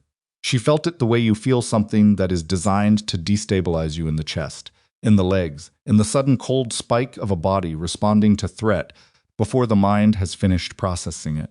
Then she felt something else, something that came from a different place than fear. She walked toward him. Patricia said her name behind her. She kept walking. She crossed the office floor with the specific quality of her own stride, not running, not hesitating, and she stopped 2 feet from Miles Corbin and looked at him. "You found David Kwan," she said. He looked surprised that she'd opened with that. "Good. Let him be surprised." "I don't know what you're talking about," he said. "Yes, you do." Her voice was level. Not because she wasn't feeling anything. She was feeling a great deal, a compressed and pressurized amount, but because she had made a decision in the 10 steps across that office floor. She was not going to perform her feelings for Miles Corbin. She was going to use them. You connected him to whoever he's talking to. You did it because someone stopped you from reaching me and you needed a different way to cause damage. Miles tilted his head. The patient, condescending tilt she knew from 3 years of smaller versions of this moment. You've been through something hard, Zuri. I understand that. But you're making connections that aren't there. What are you doing here, Miles? I was contacted by federal investigators regarding, as a witness or as a source. His expression shifted fractionally. You're a source, she said. You gave them something. David Kwan gave you access, and you packaged it and gave it to someone, and they brought it to federal investigators, and now you're here because they want you where they can see you. She looked at him. That's it, isn't it? You don't know what you're talking about. I know exactly what I'm talking about. She took one step closer. You're here because I left you, and you couldn't stand that I left you. And you decided that if you couldn't hurt me directly, you would hurt the person standing between us. And you found someone inside who wanted money or immunity or whatever you offered. And you used him to get to Seok-jin. And you thought that would pull me back or hurt me or just give you the satisfaction of destroying something I'd built. Miles looked at her for a moment. Then he said quietly, "You built it on a criminal's charity." "I built it on my own work," she said. "In my own name. With my own labor.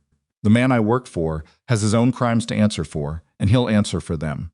That has nothing to do with me. It has everything to do with you." No. Her voice didn't rise. It got quieter, which was the opposite of what he'd always been able to provoke from her. "It doesn't. Because I'm not his. I'm not yours. I'm not anyone's. And whatever you did here today, whatever you think you've won, you didn't get me. You never had me. And you're standing in this office realizing that, and it's killing you." Miles's jaw tightened. Behind Zuri, she could hear Patricia's heels on the floor, measured, professional, approaching but not rushing. She could hear voices from the corridor. She could hear the sounds of the office, continuing around a crisis the way offices do. "You should leave," Zuri said. "The investigators gave you a time to come in, and it wasn't now. You came early because you wanted me to see you here. You wanted to watch my face." She held his gaze. "I hope it was worth it." Miles looked at her for a long moment. He looked at her the way he had looked at her in that kitchen 9 months ago, with the expectation that she would fold, recalculate, arrange herself around the discomfort of his presence. She didn't fold. He left. Patricia arrived at her elbow 2 seconds after the elevator closed behind him. "Are you all right?" Patricia said. "Yes," she turned. "I need to talk to Seok-jin." "Zuri, I know what I'm doing." Patricia looked at her for a moment with the expression of an attorney who is calculating risk and then made the decision that a different kind of professional makes. She trusted the person she was working for. 5 minutes, Patricia said. "I'll be right outside." Seok-jin's office was full when Zuri got there, Joanna Lim, and both attorneys and a man she didn't know who had the posture of a very senior legal advisor brought in from outside. She looked through the glass, and he looked back, and something passed between them that made Joanna Lim turn to see what Seok-jin was looking at. He said something to the room. They moved back. He came to the door and opened it. "David," she said, "I know." Miles Corbin connected him to whoever. "I know," he said again. His voice was quiet and completely without surprise. He had already assembled this. Of course he had better information than she did, and he had been doing it longer. "Did you know Miles was connected to Kwon before today?" Pause. "I suspected 2 weeks ago." He held her gaze. "I didn't tell you because I didn't want to. Use it against me," she said. "Involve you in something that wasn't yours to carry." She looked at him, standing in the doorway of his office, with federal subpoenas on his desk, and his operations director in a room down the hall making deals, and his entire constructed world in the process of being examined by people with the authority to dismantle it. "What happens now?" she said. "My legal team is negotiating the scope of the subpoena. The investigation will proceed." He said it without drama, without self-pity. "There will be consequences. I've known that for some time. Are you going to be indicted?" He looked at her directly. "Possibly." She absorbed that in Kwon. He'll get what he asked for. A reduced outcome in exchange for testimony. A muscle moved in his jaw. Not anger. Something more complicated, the recognition of a specific betrayal from a specific direction. "He was with me for 9 years. She heard what that cost him to say. She heard the thing beneath it that he wouldn't say. That 9 years of loyalty had been sitting on a foundation he hadn't checked carefully enough, and that the version of himself that had missed it was one he was going to have to account for. "I'm going to cooperate with the investigation," she said. He didn't react. "Not to hurt you," she continued. "Because Patricia tells me I need to, and because my routing acknowledgments are in the record, and because I am not going to perjure myself or obstruct a federal investigation for anyone." She paused. "But I'm not volunteering anything beyond what they can legally compel, and I'm not doing it to damage you." He looked at her for a long moment. "I know," he said. "I need you to know that the decision is mine," she said. "Not because I owe you anything. Not because I'm afraid of what happens if I don't. Because it's what I've decided for my own reasons, on my own terms." Something shifted in his face. Not relief. Something older and more deliberate than relief. I know that too, he said. She nodded. She turned to go back to Patricia. Behind her, he said her name. She stopped. Whatever comes next, he said. I need you to know that nothing I did bringing you to the hotel, the dinners, any of it was strategic. She stood with her back to him for a moment. Then she said, without turning, I know. She walked back to Patricia. The afternoon ground forward. The federal agents processed what they had come for. David Kwan's preliminary statement was logged. Joanna Lim's team filed the initial response to the subpoena. The office gradually emptied as people drifted toward the exits with the stunned, quiet energy of people who have been adjacent to something large and don't yet know what it will cost them. Zuri stayed at her desk until 6. She finished the quarterly summary. She filed the Singapore follow-up. She updated the calendar for the following week, which was an act that required her to decide, in practical terms, whether she was going to be in this office the following week, and her decision was yes, she was. Because the work was hers, and she had done it, and she was not going to abandon it because the situation around it had become complicated. At 6:15, she put on her coat. She walked to the elevator. She pressed the button. The doors opened.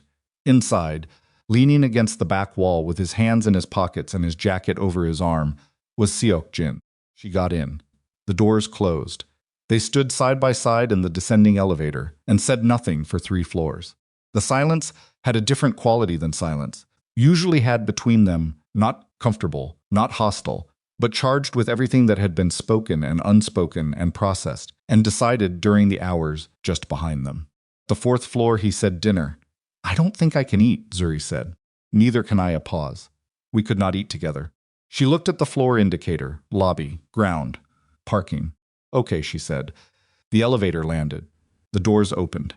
They walked out into the parking structure side by side, and Zuri was thinking about the quarterly summary and the subpoena, and Patricia's voice saying, you are not obligated to protect him, and the way Miles had smiled across the office floor, and the way that smile had done something to her that was the opposite of what he'd intended. She was thinking about all of it when Seok-jin's phone buzzed, and he looked at it and stopped walking. His face did the thing it had done in the office, the small compression, the deliberate release. What? She said. He turned the phone toward her. It was a message from Joanna Lim. 3 sentences. Grand jury convened this afternoon. Indictment, likely within 72 hours. Prepare accordingly. Zuri read it twice. She looked up at him. He was watching her face with the careful, present attention she had come to know as one of his few genuine expressions, not performing calm, actually measuring what was in front of him and deciding what it meant. 72 hours. 3 days. She thought about what happened in 72 hours if an indictment came through. She thought about what it would mean for the company, for the people who worked in it, for the investigation that would expand around it like water, finding its level. She thought about a woman on a bathroom floor 9 months ago who had nothing, and no one, and a cracked phone's screen. She thought about who that woman was now. And she made a decision not because she was afraid, not because she was grateful, not because anyone had asked her to or pressured her into it, but because she had looked at all the available information. And she had made a choice, cleanly, in her own name, for her own reasons. I need to call Patricia, she said. Yes. And then I need to tell you something. Something I remembered about the routing acknowledgments and the specific transaction Reyes is building toward. She looked at him. It might help your legal team, or it might not change anything, but you should know it. He looked at her carefully. Why? He said. Because it's true, she said, and because I decided to. She took out her phone and called Patricia. The parking structure was cold and the fluorescent lights buzzed, and somewhere above them, the city was making its ordinary sounds, and somewhere inside a federal building, a grand jury had convened, and the clock was running. Zuri stood in the cold light and waited for Patricia to answer, and thought that this was what it felt like to be a person who made their own choices. Not clean, not simple, just hers. Patricia answered before the second ring finished. Zuri told her everything in the order it had happened.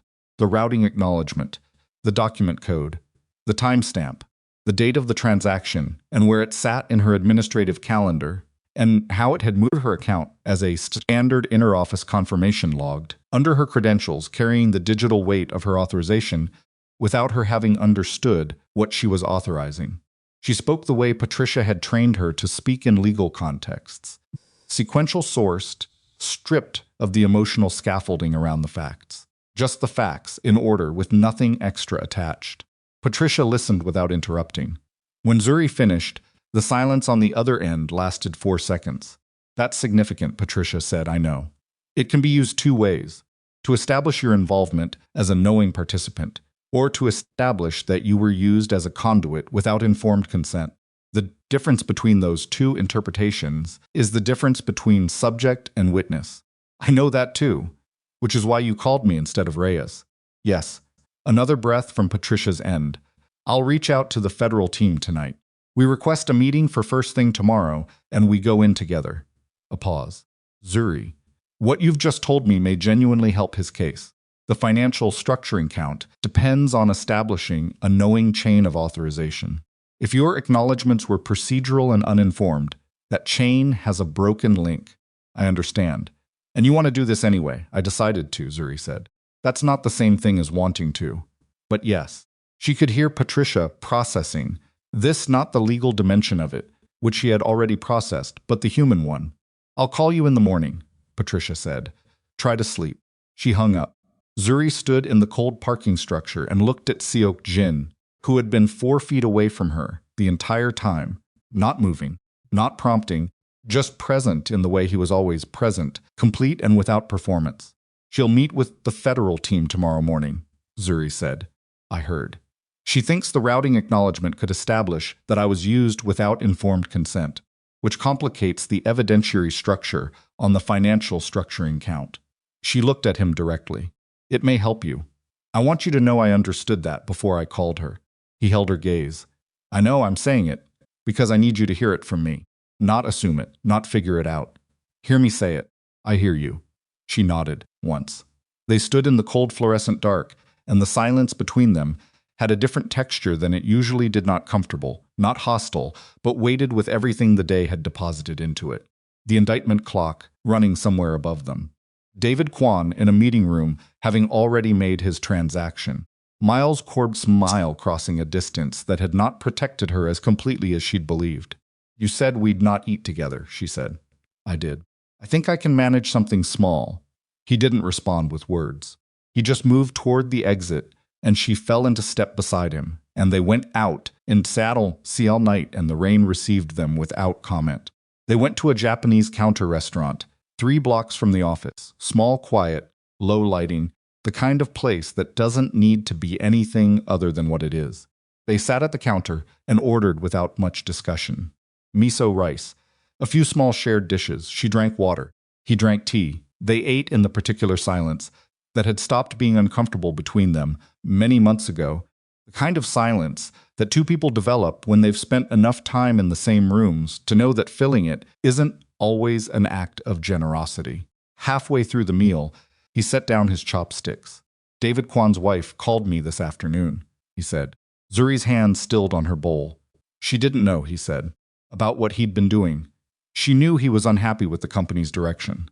She didn't know what he had chosen to do about it. He looked at the counter surface. She apologized on his behalf. What did you say to her? He was quiet for a moment. That was longer than most of his pauses. I told her that what David did was his own decision, that she didn't carry it and didn't owe me anything for it.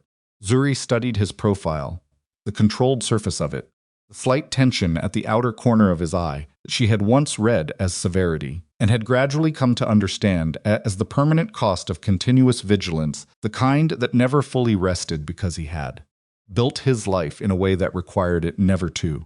9 years, she said. 9 years. She thought about what that kind of betrayal weighed. Not the explosive kind that arrives announcing itself, but the slow kind, the kind that has been building for an unknown length of time beneath a surface that appeared solid, that you trusted was solid, because you had walked across it every day, and it had held. She had 3 years of a different version of that, and it had taken her 12 months of active work to begin to understand the shape of the damage. 9 years.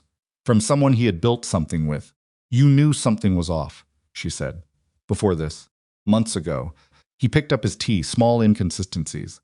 A decision he made in Singapore that I should have followed up on and didn't. He set the cup down. I chose not to see it. Why? He turned the cup in his hands. Because accepting what the inconsistency indicated would have required me to change my understanding of the person, and I didn't want to do that. So I found reasons to explain the inconsistencies differently. Zuri looked at the counter. I know, she said quietly. They both understood what she meant. Neither of them needed to say it more plainly than that. They finished eating.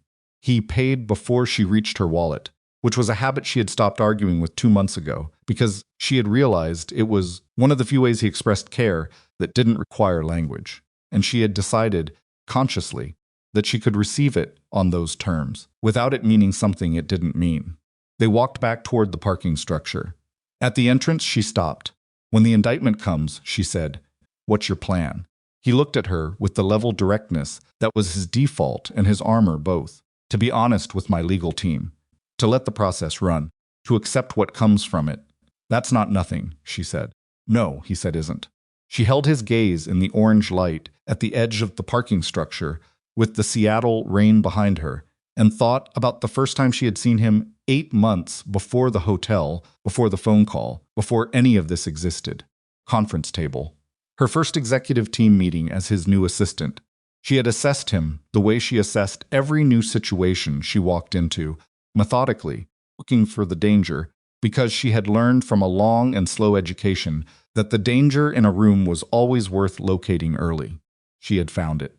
She had just found the wrong kind. The danger she had been trained to look for by 3 years with Miles was the kind that closed around you. The kind that arrived warmly and then tightened. She had not been looking for a kind of danger that opened doors and then stood back to see what you did with them. Seok-jin, she said. He waited. I need to say something, and I need you to hear it the way I mean it, not the way it might sound. All right? When this is over, however it ends. I'm not going to be here because I owe you something. I'm not going to be here because you've done things for me that I feel obligated to balance. She paused. If I'm here, it is because I chose to be. With everything I know about you, which is considerable, and everything I don't know, which is also considerable, and everything that's happened in the last 9 months. On my own terms. For my own reasons.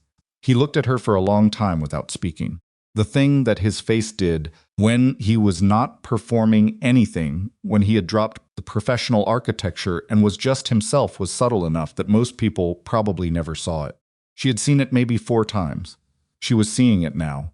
Is that what you want? He said. To be here. She gave the question what it deserved. She didn't answer it fast. I'm still in the process of deciding, she said. But the direction is yes. He nodded once. Small. Like a man receiving information he had been waiting for, without letting himself wait for it openly. They went to their separate cars. She drove home through the rain. The indictment came on the morning of the 3rd day. Patricia called at 7:42 before Zuri had left her apartment. She sat on her couch with her phone against her ear and her coffee going cold on the table in front of her, and listened to the specifics without interrupting. 4 counts, 2 related to the Hedom K operational structure, 1 related to financial instrument structuring, 1 related to the routing network that David Kwan's preliminary cooperation had made visible to the prosecution. Patricia walked through each one with the careful precision of someone who had been preparing for this call since the previous evening. Zuri listened. She did not cry. She was not numb either. She felt the weight of each count land, with the particular heaviness of something that had been traveling toward her for a long time and had now arrived at its destination. The 4 months of uncertainty, of federal agents in lobbies and subpoenas and witness interviews and deposition prep. All of it had been living in the conditional tense. Now it was the present tense. The is rather than the might be. That was its own specific kind of hard. His legal team is strong, Patricia said. Joanna Lim is one of the best federal defense attorneys in the Pacific Northwest, and she has been preparing for this specific scenario for 4 months. And the routing acknowledgement, which we presented to the federal team yesterday morning, has significantly complicated the financial structuring count. Hale's team spent 3 hours reworking their evidentiary approach after our meeting, which means what, practically? It means that count is the most vulnerable in their case. And a case with 1 vulnerable count is a different negotiating position than a case with 4 solid counts. A pause. It doesn't guarantee anything, but it matters. What you provided matters. Zuri looked at her cold coffee. Are you all right? Patricia said. She thought about that, honestly. I'm functional, she said. That's what I have right now. That's plenty. Come in at 10. We'll prepare for the formal witness interview. She came in at 10. The witness interview with Special Agent Dana Reyes and Federal Prosecutor Thomas Hale took place at 11:30 in a conference room at Patricia's firm. Zuri sat across the table from them with Patricia at her side and answered every question that was legally appropriate with the careful, sequential precision that Patricia had spent weeks building into her. She was honest and she was exact. And she was also not volunteering anything that extended beyond what they could legally compel, which was a distinction that Patricia had been very clear about, and that Zuri had internalized completely. Reyes was methodical. She returned to the same events from different angles, looking for the places where the account's edges would show inconsistency under repeated pressure. There were no inconsistencies because Zuri was telling the truth. And the truth has a coherence that assembled falsehood can't fully replicate, no matter how carefully it's constructed. Hale was more aggressive, not hostile, exactly, but with the barely contained impatience of a prosecutor who has had a piece of his case disrupted and is looking for the place where the disruption can be reversed. Miss Ellington, he said at one point, leaning forward slightly, you're representing to this office that you processed over 60 inter-office routing acknowledgments over a period of several months, and at no point questioned the destination or content of the underlying transactions. I processed them as part of a standard administrative workflow, she said. Her voice was level. She had been preparing for some version of this question. My function was to confirm receipt and passage of internal documentation above a financial threshold, not to audit underlying content. Auditing underlying content is the function of the compliance department, which reported to David Kwan. She confirmed. Yes. The pause that followed had a quality to it. Hale and Reyes exchanged a look that was quick and controlled and told her that the answer had landed somewhere useful, though she couldn't have said exactly where. She answered 11 more questions. The interview ended at 1:25. Patricia walked her out into the gray spring afternoon. On the building steps, Patricia touched her shoulder briefly, an unusual gesture for her, more personal than her professional register normally permitted. You did well, she said. I told the truth. Telling the truth well under that kind of pressure is a skill. It isn't automatic. She looked at Zuri. I mean it. You were precise and you were calm, and you didn't give them anything they didn't already have. That matters. Zuri nodded. She went back to the office. Seok-jin was there, which she had not been certain of. He was in his office with Joanna Lim and 2 members of her team, and the office had the specific quality of a space where a significant amount of work was happening, simultaneously, on multiple fronts. Zuri sat at her desk and opened the quarterly summary she had been working on and continued it. Was something sounded. There was something necessary about that, about the work continue, about the machinery of the legitimate business moving forward even while the legal architecture around it was being negotiated. The freight routes needed managing. The contracts needed reviewing. Calendar needed to be maintained. She maintained it. She did not speak to Seok-jin that afternoon. They were in the same building, aware through the glass, in the way they had always been aware of each other, and that was enough for the day. That evening, she drove to her mother's. Her mother had been in Seattle for 3 weeks by then, installed in Zuri's second bedroom, with the particular settled quality of a woman who has decided to be somewhere and does not require the person she came for to perform gratitude about it. She had reorganized the kitchen within 48 hours of arriving, silently and without announcement, and Zuri had noticed and said nothing, because the reorganization was correct and her mother knew it was correct, and they were both adults. When Zuri came in, her mother was at the stove. The apartment was warm and smelled like the specific spice combination of her childhood that she had never been able to replicate in her own cooking and had eventually stopped trying to reverse engineer. Her mother looked at her when she came through the door and read her the way she had always read her, not asking, just receiving the information available in her daughter's face and posture and the particular quality of how she set down her bag. Sit, her mother said. Zuri sat at the kitchen table. How did it go? The interview was fine. Patricia thinks it went well. Her mother nodded. She continued cooking. The silence in the kitchen was the comfortable kind Not empty, but full of things that didn't need to be spoken to be present. Tell me about him, her mother said. Zuri looked at her mother's back. We've talked about him. We've talked around him. I want to hear you talk about him. She thought about how to do that accurately. He was not a simple subject.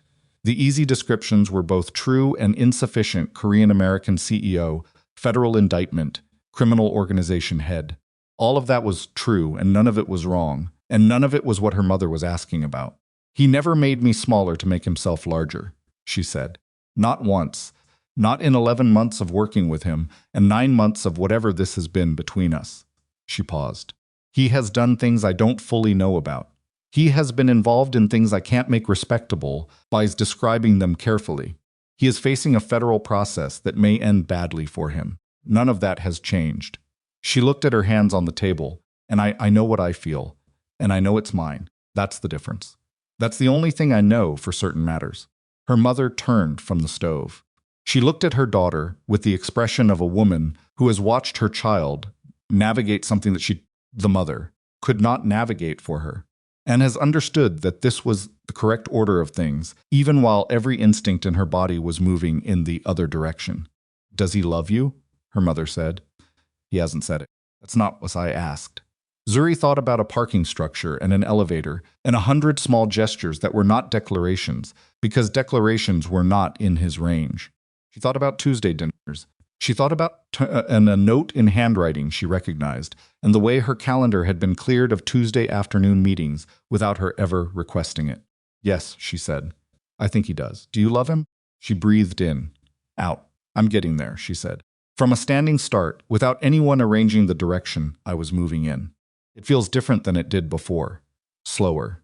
I can feel myself choosing it, which I couldn't before. I was just falling before. She looked at her mother. Choosing feels better.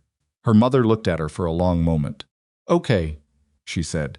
She turned back to the stove. Zuri sat at the kitchen table and let the smell of her childhood fill the room around her, and felt something in her chest that had been held at a specific tension for days loosen by 1 degree.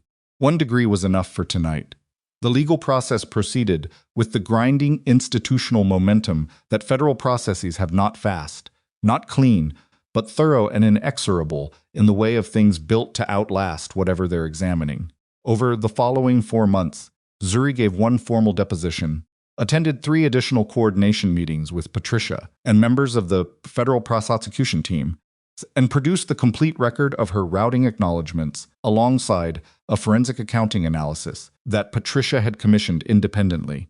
The analysis documented with technical specificity the mechanism by which her administrative credentials had been used as an authorization conduit, the way the transactions had been routed to appear as standard procedure, relying on the volume and regularity of her workload to make individual review impractical. The forensic accountant was a small woman named Carol Fenwick, who wore reading glasses on a chain and had the specific quality of someone who had spent 30 years looking at numbers until the numbers told her things they hadn't intended to tell. She presented her findings to Patricia with the calm satisfaction of a person who has found exactly what she expected to find and is not surprised by any of it. Patricia presented the findings to the federal prosecution team. Hale spent 2 days revising his approach to the financial structuring count. David Kwan pleaded guilty to 2 counts and received a significantly reduced sentence in exchange for testimony that detailed the internal operational structure with enough specificity to satisfy the prosecution's requirements on the remaining counts. His cooperation was complete, and it was damaging, and it cost Seok-jin things that could not be recovered by legal maneuvering or financial negotiation. Zuri heard about the plea from Patricia. She sat with the information in her apartment on a Tuesday evening, not a dinner Tuesday, just an evening, and thought about 9 years. She thought about what 9 years of misread trust felt like to the person carrying it, and then having it proved wrong in the most irrevocable possible way. She thought about miles and 3 years and the difference in scale, but not in nature. She called Dr. Yuan's emergency line that night. Not a crisis call. She made that clear immediately, just a need to say something out loud to someone who was equipped to receive it without the complications of personal relationship. Dr. Yuan answered. She listened. What Zuri said was, I understand him better now, not the choices. The choices are his, and they were wrong, and they have consequences. But the part where you trust something for years and then find out the foundation wasn't what you thought it was. I understand that part in my body. Dr. Yuan said, "What do you do with that understanding?" Zuri thought about it. "I use it to be more careful," she said. "Not to be more closed, just more careful. There's a difference." Dr. Yuan said that was right. The plea agreement negotiations began in the third month. Joanna Lim was a formidable negotiator. Zuri had watched her in meetings enough to understand this, and she approached the negotiation with the combination of technical precision and strategic patience that distinguished her from attorneys who were merely competent. The routing acknowledgement analysis had genuinely complicated the financial structuring count enough that the prosecution's leverage was not as uniform across all 4 counts as Hale had initially presented. Joanna worked that asymmetry carefully, over 6 weeks, through a process of offers and counteroffers that Zuri was not party to, but was aware of in the peripheral way of someone adjacent to a significant event. She did not ask about the details. She trusted that Joanna Lim was doing the work she had been hired to do. She trusted that whatever Seok-jin decided at the end of the process would be his decision made with full information accepted without requiring anyone else to share the weight of it. That was the thing she had come to understand about him over 11 months, and 9 specifically extraordinary ones. He was a man who accepted the costs of his own choices. Not gracefully, she didn't think grace was in his range either, but completely. He didn't distribute the cost to other people. He didn't construct narratives that shifted the weight onto circumstances or external forces. He sat with what he had done and let it be exactly what it was. That was not a small thing. She knew what the alternative looked like. The agreement was reached in the 4th month. 1 count. The financial structuring charge, significantly reduced in scope by the complication the routing analysis had introduced. A financial penalty that was substantial by any ordinary measure, but manageable within Hayden Pacific's legitimate operational capacity. A 3-year federal oversight arrangement for the company's financial and operational reporting. Probationary conditions that kept him out of a federal facility. No prison. She heard this from Patricia on a Wednesday morning, sitting at her desk at the office, and she took the information in and held it for a moment, and then said thank you and hung up and looked at the freight report she had been working on and completed the paragraph she had been in the middle of. Mira appeared at her elbow 20 minutes later with 2 cups of tea and set one beside Zuri's keyboard without saying anything and went back to her desk. Zuri drank the tea. At 11:15, she knocked on Seok-jin's office door. He said, "Come in," and she came in and closed the door behind her and stood across from his desk and looked at him. He was looking back at her. He had heard from Joanna Lim already. She could see it in the particular quality of his which was different from his working stillness. Quieter. Something had been set down somewhere inside him that had been held at tension for a very long time. 1 count, she said. 1 count. The oversight arrangement. 3 years. He said it without resistance. The company will continue. The legitimate operations are structurally sound.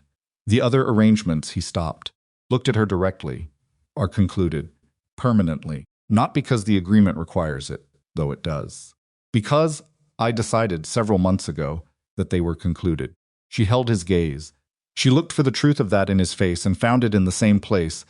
She had found the truth of everything he'd told her that mattered not in any performed sincerity, but in the simple absence of deception. He was a man who lied by omission when he needed to, and she had made her peace with that as a category of his behavior. He did not lie directly to her face. She had learned that about him over 11 months, and it was one of the things she had chosen to count. "Okay," she said. He looked at her. "You stayed," he said. "I stayed. Through all of it. Through all of it. I didn't ask you to." "No," she said, "you didn't." She held his gaze. "That's why I was able to." The silence that followed had the quality of something completing, rather than something pausing. Not an ending, but a settling the way a structure sounds when the last piece of it goes into place and the whole thing takes its weight and holds. "Turn to go, Zuri." She stopped. "Whatever comes next," he said. "The oversight period. The company. Whatever it looks like. I need you to understand something." He paused in the way he paused when he was choosing his words with the specific care he used for things that couldn't be taken back or reframed. "Nothing I did was strategic. Not the hotel. Not the dinners. Not any of it. I don't need you to believe that. But I need to have said it." She stood with her back to him for a moment. She thought about a woman on a bathroom floor, about a cracked phone screen and a name she had scrolled to and then stared at for a long time before pressing call. She thought about everything she had believed about powerful men before, and everything she had been required to rethink. I know, she said. She went back to her desk. She finished the freight report. Miles Corbin received a federal subpoena of his own 6 weeks after the plea agreement was signed. The investigation's reconstruction of the chain that had moved David Kwan's access into the federal orbit had documented Miles's role with a specificity that his attorney was going to have genuine difficulty managing. He was not a priority for the federal prosecutors. He was a link in a chain. Not the chain itself, but the legal process he entered was real, and its costs were real, financial, professional, and reputational in the specific way that Seattle's relatively contained professional community makes reputation costs immediate and lasting. Zuri heard about this from Patricia. She felt something when Patricia told her. Not triumph, not relief in the clean, uncomplicated sense. Something quieter and more specific, the sensation of a weight that had been hanging in the peripheral distance for many months, finally completing its descent to the ground. Not because she had arranged it. She had not arranged it. Miles had arranged it himself by making the choices he had made, and the consequences had arrived through the ordinary, impersonal processes of a world that does not require her participation to hold people accountable for what they do. She had learned, in therapy with Dr. Ewan, to let that be enough. It was enough. She called her mother that evening and told her. Her mother said good, and then asked about Zuri's new apartment she had moved again, into a place that was hers in the way the first post-Miles apartment had been hers but larger, with better light, in a neighborhood she had chosen because she liked it, and not for any other reason. And they talked for 40 minutes about window treatments and neighborhood restaurants and the community garden 2 blocks from the building, where Zuri had, somewhat impulsively, reserved a plot. Her mother said, "You're going to kill those plants." "Probably," Zuri said. "I'll send you some instructions. I'd like that." After she hung up, she sat in her new apartment with the better light and thought about the community garden and the window treatments and the fact that she had spent 40 minutes talking to her mother about ordinary things, and it had felt like the most natural thing in the world, which it should always have been, and which it was again. The spring moved into summer. The oversight arrangement for Hayden Pacific became operational, which in practical terms meant a federal monitor attended certain financial and operational meetings and reviewed certain documentation, which Joanna Lim had structured to be as procedurally contained as legally possible. The company adapted. Legitimate organizations, Zuri had come to understand, are more resilient than their criminal adjacency makes them appear from the outside. The freight routes were real. The terminal operations were real. The contracts were real. The people who worked them, the dock managers and logistics, coordinators, and operations. Analysts who had nothing to do with Hayden K continued doing real work. She continued doing her work.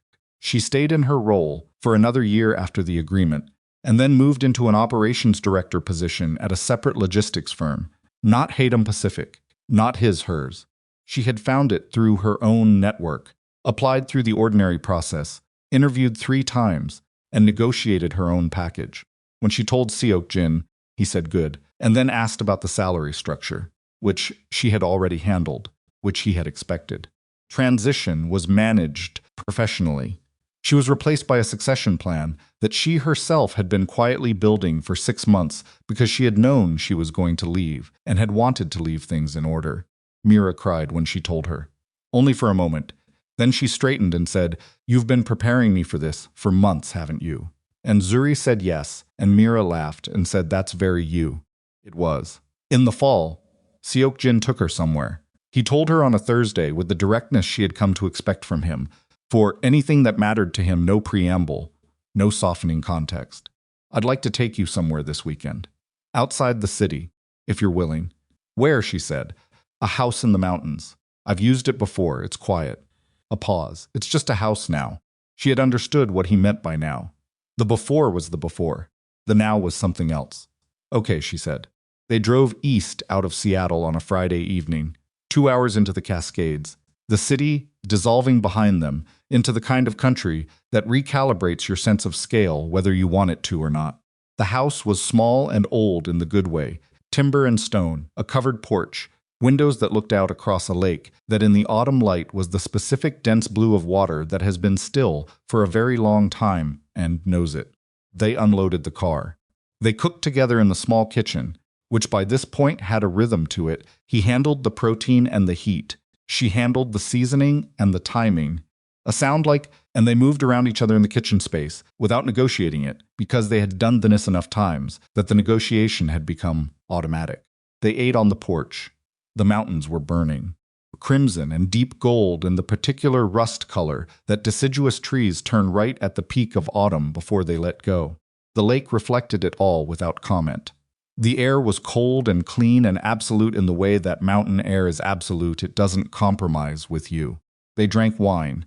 They talked about Ji Young, who had expanded the Singapore textile operation into 2 additional regional markets, and who had sent Zuri a message last week entirely independent of Seok-jin about a fabric sourcing contact that she thought might be useful for a side project Zuri had mentioned once, months ago, in a message that Ji Young had apparently filed and remembered. Zuri had found this characteristically Ji Young and had written back immediately.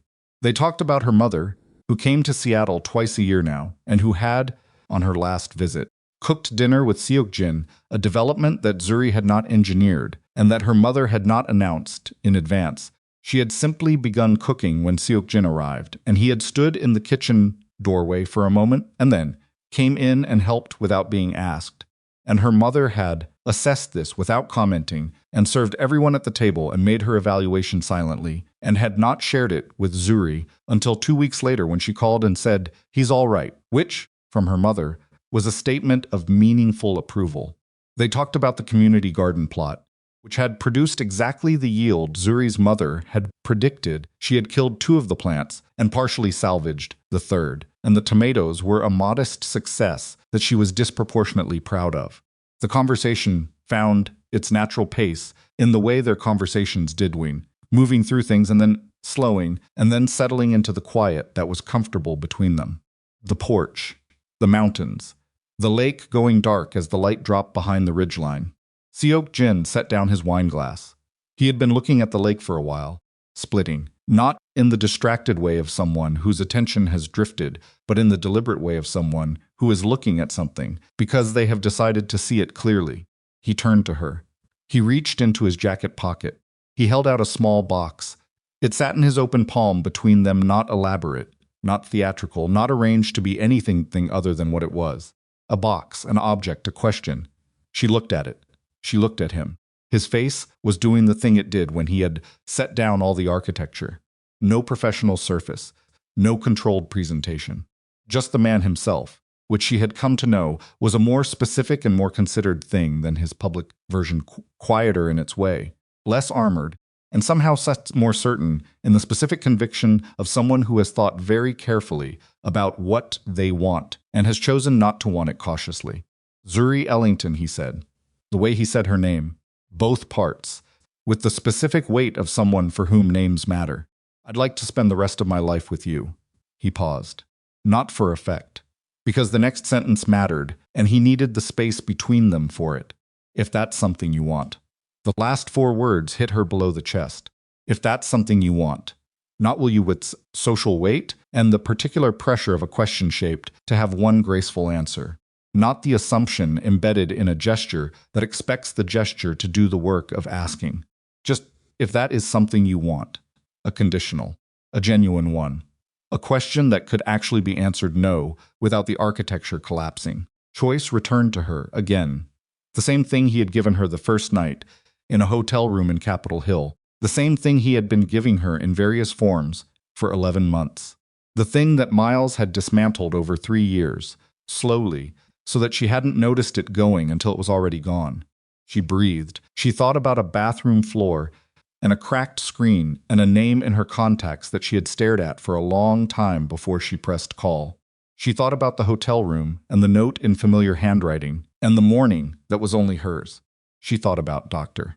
A sound like green wood splitting, Yuan's office and her mother's kitchen and the community garden and the new job she had found and the deposition she had given and the witness interview and the 31 questions she had answered truthfully without feeling afraid. She thought about who she had been and who she was now, and the distance between them, which was not erasure. The woman on the bathroom floor was still in her, would always be in her, was in some ways responsible for the woman she had become, because you cannot rebuild from nothing. And the rebuilding was also part of the story. She thought about choosing what it felt like to do it from a standing start, with full information, in your own name, for your own reasons. She opened the box. Inside was a ring oval sapphire, a band that was elegant without announcement, exactly right in the way that things chosen by someone who pays attention to the specific person in front of them are right. She looked at it for a moment. She looked at him. "You're not easy," she said. Something moved at the corner of his mouth. "You have a federal oversight arrangement and an operational history that is going to be a legal complexity for years." "Yes. Your operations director betrayed you after 9 years, and you still gave his wife the courtesy of telling her she didn't carry his debt." He was quiet. "You have very strong opinions about garlic ratios, and you're correct about them, which is honestly more irritating than if you were wrong. Zuri. And you drove through Seattle rain at 11 at night to pick up a woman you barely knew outside of a professional context because she called and said she needed someone." She held his gaze. "And you never once in all of it made me feel like I owed you for it." He looked at her. "Yes," she said, "that's what I want." She held out her hand. He took it both hands around hers before he moved to put the ring on, just holding it for a moment. His hands were warm, and the night was cold, and the lake was perfectly still below them, and she let herself feel the warmth without measuring it against something else or checking it for hidden weight. He slid the sapphire onto her finger. She looked at it on her hand in the mountain dark. The lake reflected the last of the light. The trees across the water stood in their particular silence, not empty, but complete, the way very old things are complete in themselves. She thought about something Dr. Yuen had asked her in a session months ago, when she had been trying to articulate what the difference was between who she had been and who she was becoming. Dr. Yuen had asked, "What does it feel like to choose something, instead of falling into it?" She hadn't had the answer then.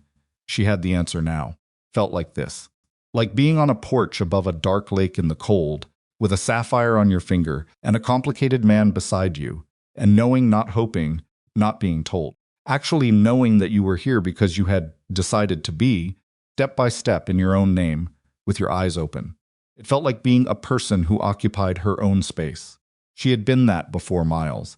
She had lost it during him. She had rebuilt it after, with considerable effort and no small amount of pain, and it was not the same version of herself she had lost. It was sturdier and more specific and harder to talk out of, which was not nothing. It was, in fact, everything.